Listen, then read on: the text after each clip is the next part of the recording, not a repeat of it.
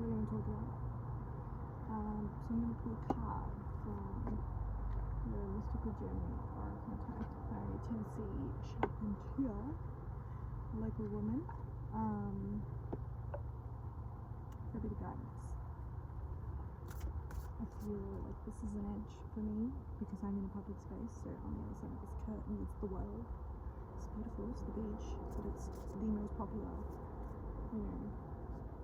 parking spot in this area. People are walking past, people can hear me. I exist in the world, I am being perceived. So, yes, I'm walking on an edge, and I guess I invite you to do the same. I've been breaking free, 32. I today learned about Agnes Martin, who is an artist from the last century. I'm not going to be able to give specific dates and names and things like that because my brain doesn't work like that. But I've got a vibe, and a vibe I can present to you. She was a paranoid schizophrenic who had voices in her head, and she was rebellious and refused to be defined, and she created these huge works of art that were very simple grids and lines and simple shapes and perfectly scaled up, that she mathematically worked out, and each of them, whilst vastly different, were all just grids. And I think, and that's in one of the articles I read, her artwork was often vandalized because it presented people with a sense of emptiness. When you go to a museum, you're expecting like fine art, meticulously detailed, something that screams meaning to you. But her work was empty. It was emptiness, which is so powerful. It was an invitation to feel yourself. It was a mirror. It is a mirror. I don't know. I haven't seen it, but I would love to.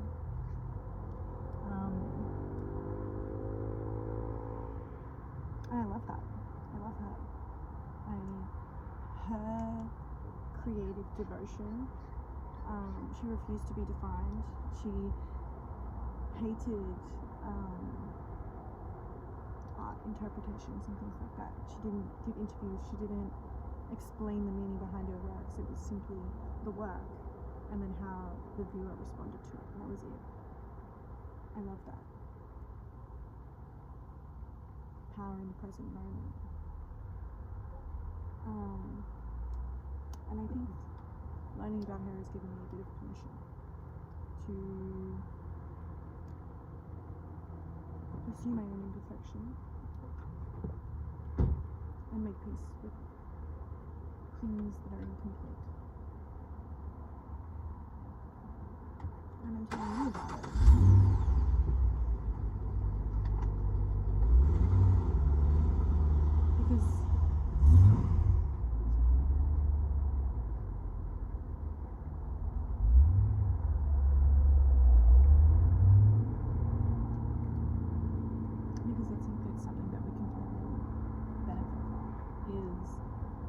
Allowing yourself to be empty. We use the internet as this place to present a whole picture all the time. If you're trying to think in like a business way, a capitalistic way, it's all about finding your niche, it's all about building your brand, and it's all about becoming a definable structure to sell to people. And we've taken that and made it our way of forming an identity. But an identity is something that you have to craft and mold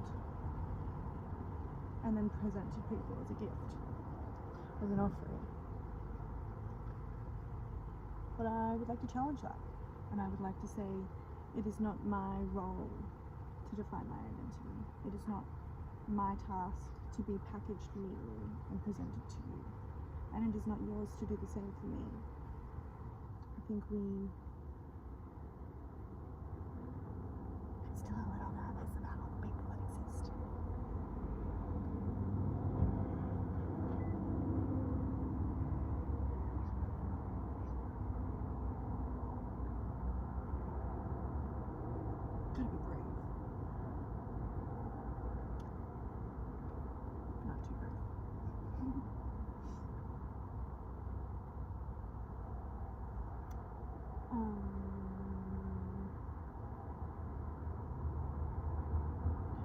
video on my YouTube the other day, and it was a 45-minute video of non-linear nonsense. You know, I have so much to say and so many thoughts that I'd like to spit out, and none of them came out correctly. I actually don't think a single thought was complete and whole and presented to the audience with clarity or like conviction, but I posted it anyway. I didn't share it anywhere because it's terrifying, and it's very vulnerable to be presented, to claim my messy, incomplete self as worthy of perception. But I'm gonna try. I'm gonna try. I'm worthy of being perceived, of being known and loved as someone who has no fucking idea what they're doing, who has, by all measures, maybe not all, you know, there are many measures, but by a lot of measures, in the general zeitgeist that I am currently like residing in, I am a fucking loser. I am in capitalism. There we go. That's what it is. It's capitalism and colonialism. Maybe I have found the link between my heart and my mind, and I feel creatively free, even though I'm also confined by a lack of skill and ability, and I'm like that, and all my thoughts are incomplete. It's actually not about me, and I think that's why I just got lost. I got lost, and I'm still lost. I don't know what I'm talking about. Do you know what I'm like? I can't remember.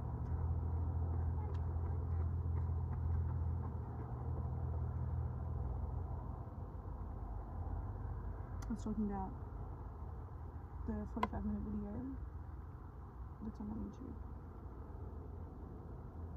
and how it feels like a rebellion, and it feels like a reclamation of our own humanness, of my own humanness, and by many scales I'm a complete failure, but I am standing here, I'm sitting here, and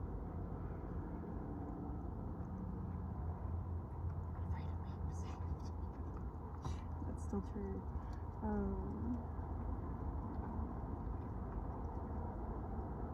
Worthy of being perceived. I'm worthy of being perceived, and I'm afraid of being perceived. It seems to be the gist of it, the goo. And if I am worthy of being perceived in all the ways that I am incomplete, you know, I have no money, none, like fuck all. I have no career prospects. I have no home. Well, I do have a home. I have the van. But she's lovely. She's lovely, and I don't want you to tell her, but she's lovely. She could use some TLC. She could use a little bit of love. She could use a little bit of a like facelift, you know. Everything's a mess, you know, and I don't have one of those vans that are like Instagram perfect, as you can see. And the bed's not bolted down, and the drawers all shift around like this, and my spare tire's in here, and there's crap everywhere. But it's mine, and it's imperfect, and that is what makes it perfect. The age that we're in, defined by internet and image, is so damaging to individual creativity and expressiveness and feeling of safety. I want for us all to be able to build a feeling of safety in being exactly as we are. I'm blessed with many privileges, but I was not blessed with financial privilege. And that means I can't afford to be Instagram perfect. I simply can't. I don't know how to do that. It's just like inaccessible to me. You know, maybe I'll get there and then I can eat my words. And they'll be delicious. They'll be freaking minimal white, beige, grey, Lululemon, fucking, what's the one that everyone loves? in my communities, because I don't think I've ever actually met anyone who wears Lululemon and actually talked to them. But like, I can't remember. Anyway, I can't afford any of the shiny bells and whistles that would make me. Can you hear that? On the floors like that. Yes, I can't afford any of the bells and whistles and shiny things that scream authority to us in the capitalism world, because more money means more power.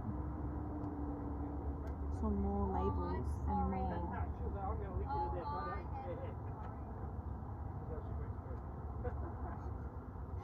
cute dog interaction going on. Yeah. And I'm not trying to be an authority. I'm only trying to invite people to accept themselves where they're at. You know, step into themselves and step out and allow themselves to be whole and perceived, whether or not they fit the stereotype of someone who has permission to do that. And you can fill in the gaps, because I haven't done that. Bye.